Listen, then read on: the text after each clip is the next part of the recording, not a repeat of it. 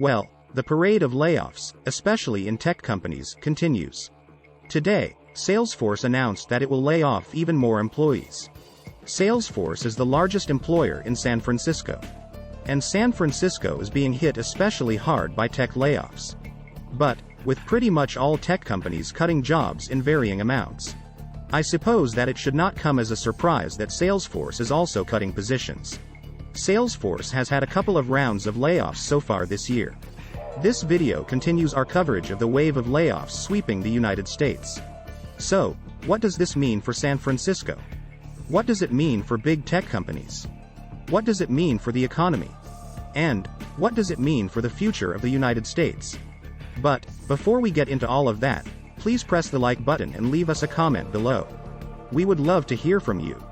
Please subscribe and hit the bell icon so that you are notified of upcoming videos when they are released. Salesforce on Tuesday reported that it cut additional positions this week. Sales at the company have softened significantly in recent quarters. And demand for its software as a service has lightened, especially outside of the United States. Persons familiar with the situation saying that the layoff could affect up to 2,500 employees. Salesforce had 73,541 employees at the end of January. Total headcount at Salesforce climbed 36% in the past year. We added quite a few people last year to meet the higher demand for services from our customers, Salesforce said in a statement. And, this seems like about a 3% to 4% layoff. Our sales performance process drives accountability, said a Salesforce spokesperson. Unfortunately, that can lead to some leaving the business, the spokesperson continued. And we support them through their transition, the spokesperson continued. If you follow this channel, you know that many tech companies, Salesforce included, have announced plans for hiring freezes. Some have resorted to rescinding job offers that have already been made. Virtually every tech company is cautious with hiring right now and added employees at a slower rate than before this year. And more restrained hiring is needed in order to weather rougher business conditions. And many companies have announced layoffs ranging from 1% to 50% of their employee bases. All of this comes at a time when the United States teeters on the brink of recession. In its Q3 conference call, Salesforce issued full-year earnings and revenue guidance failed to meet Wall Street expectations. Shares in Salesforce declined 3% following the Q3 earnings call. These days, Wall Street analysts are sending share prices up in percentages that somewhat match layoff percentages. Demand slowed down among small and medium-sized businesses, said Salesforce CFO Amy Weaver. That is particularly the case in North America and Europe. There was weakness in communications, consumer goods, media and retail, Weaver added.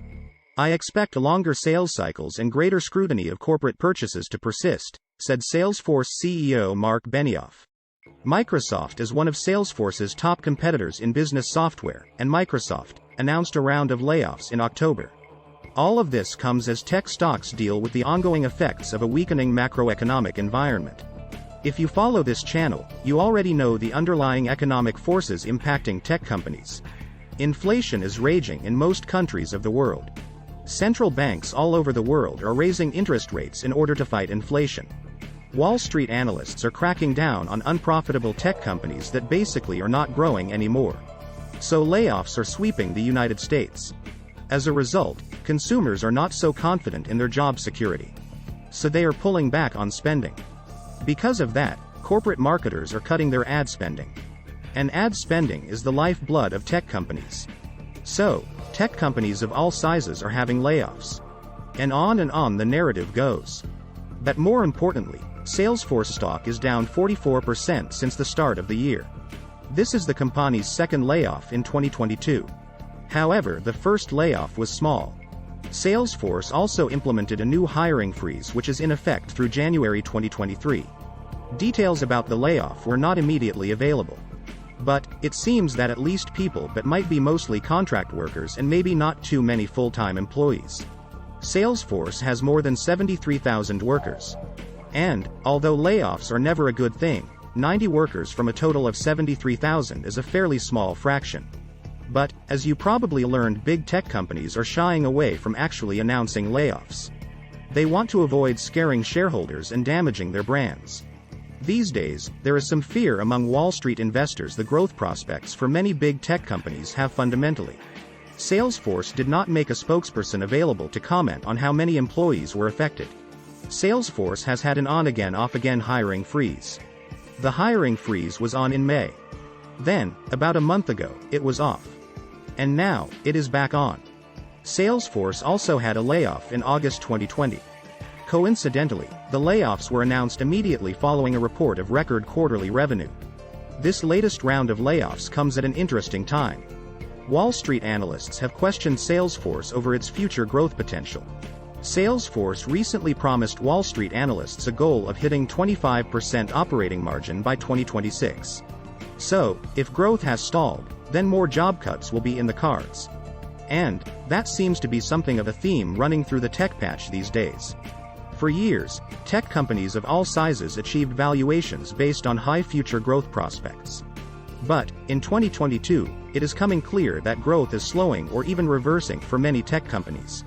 And, for a number of so-called tech unicorns, the prospect of profitability seems as though it might never come about. And, actually, I think that this is probably the main narrative that Wall Street analysts are discussing regarding tech companies. We are on the threshold of an era of financialization of big tech and tech unicorns. As you already know, Google and Meta platforms reported decidedly disappointing Q2 earnings. Not surprisingly, both companies revised or revoked forward guidance.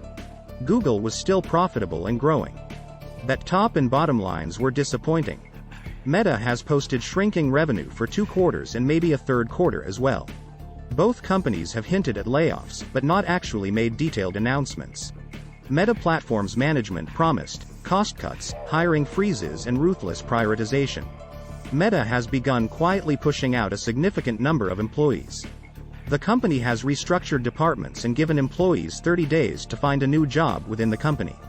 This enables the company to cut a lot of positions without having to issue pink slips en masse. Analysts expect these reductions to be a precursor to deeper cuts.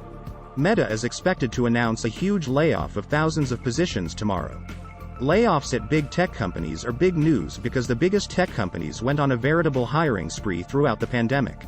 Snap has publicly announced layoffs of 20% of its employees. This comes after Snap grew its headcount by 65% within the past year and a half. Google, Meta, and Snap are probably the most notable of the companies reducing headcount. But there are many others. It seems that the day of reckoning for tech unicorns has arrived. And all companies are forced to either be profitable, find a merge partner, or die. The window for initial public offerings is effectively closed. That is why some Wall Street investment bankers are predicting a wave of tech mergers later this year. But, what do you think? Please leave us a comment below and hit the like button. We would love to hear from you. Please subscribe and hit the bell icon so that you are notified of upcoming videos when they are released. Please share this video on social media. Thank you for watching.